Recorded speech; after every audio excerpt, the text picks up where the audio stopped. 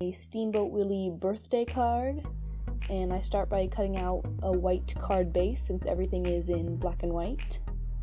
Then I use the Cricut machine to cut out 3 different Mickeys, or 3 different Steamboat Willie Mickeys, in black, white, and gray, so then I can have all the different values.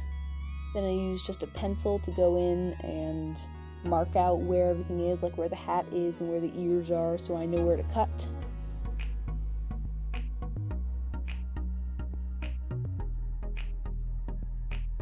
Then I go in and brutally chop him into small pieces.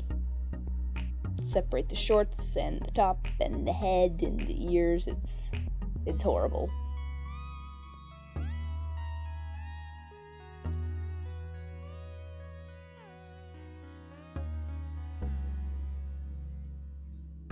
Then after that murder, I Frankenstein him back together, and yeah, it's pretty terrible to watch.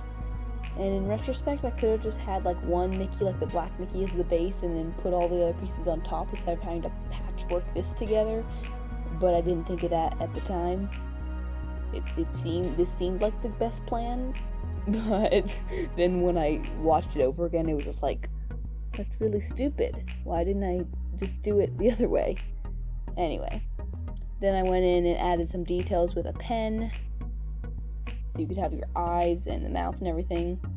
And then I started making the background that he's standing in, and the angles aren't quite right. And I was just sketching this from the picture that I was looking at, and I know the angles weren't right, but I feel like it gives the gist of what I was going for, so I'm still happy with it, even though it's not exactly right. The angle, like the railing, shouldn't be that high up, but I'm still happy with it.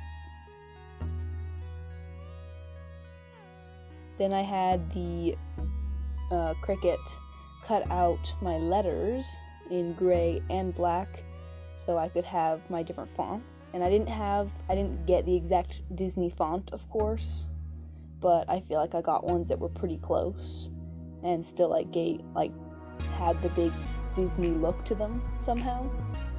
Then I used a ruler to mark out where my little letters were supposed to go, and I used the ruler, of course, so that I had everything perfectly straight and level, and so it all looked like it was printed or professionally done. And I stupidly didn't erase the words I sketched underneath before I glued them on, so I was trying to erase around the already glued in letters without messing up the letters. Then I went in with my fancy Mickey Mouse font that just had the black on the bottom and then the gray slightly to one side and up, so it had kind of like a 3D look to it. And this one I didn't need a ruler for, because in the picture it's kind of all wonky and bouncy, I guess I would describe it as. Just kind of each letter was at a different angle, so I didn't need to worry about the ruler. I guess because it was Mickey Mouse, it just looked fun. And then I added the little in Steamboat Willie at the bottom. Oh, and I also had added some more details to Mickey. Like I made some lines on the steering wheel and on his shoes and such, just to make everything more detailed. And then I wasn't going to do the floor, but then I realized it looked weird just having him kind of float there. So I just freehanded the planks at the bottom. And again, this is kind of at the wrong angle, but it still looks like Steamboat Willie, so it's fine. Then I glued in Mickey, and this back shot of him is pretty terrifying. It's like a murder scene. It's like, what happened to this Mickey? He fell apart a few times and I had to re-glue him, so that was interesting. Then I glued on the Mickey, and I moved on to the inside. And the inside I really want to do a cool ribbon-like thing of film. I think it's just like a ribbon of film, right? So I wanted to do this really cool twisting ribbon stuff. And so I cut out just the black ribbon, and that didn't really work out, as you'll see. And I realized, and I colored it in with white pencil just to see what it would look like. I realized that the angles weren't right, so I drew it out again, but bigger, And I thought, oh, I'll put the white squares on first, so then I can see what I'm supposed to do and see where I'm supposed to cut out, and maybe it'll look right.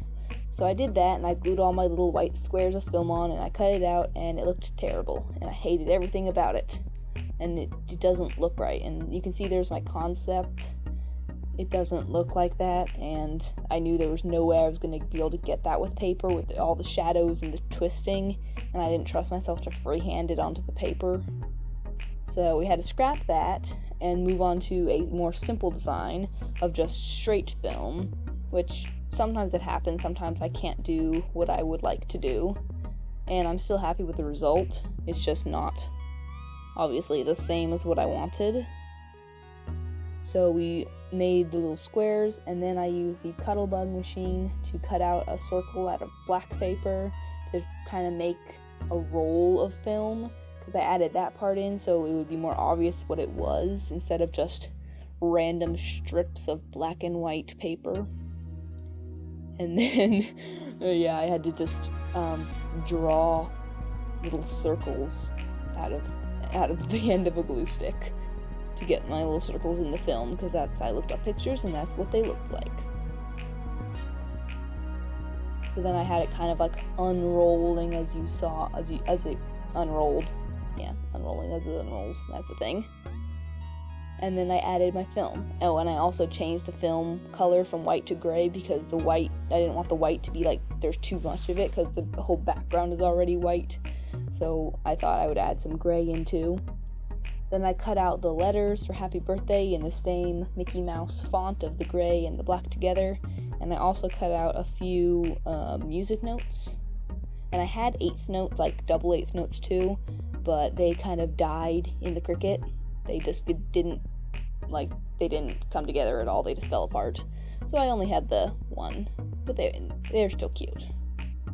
Then I glued everything together, and I glued in the happy birthday.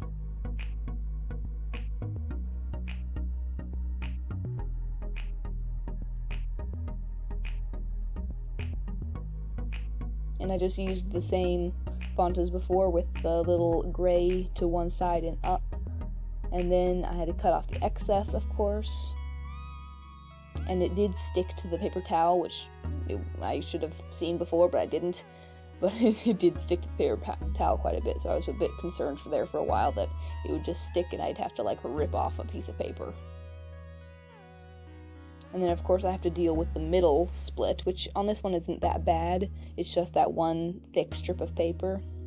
And so I messed around with it for a little bit, like opening and closing, seeing like the way the paper pulled as it got opened and the way like it would get messed up if it wasn't cut.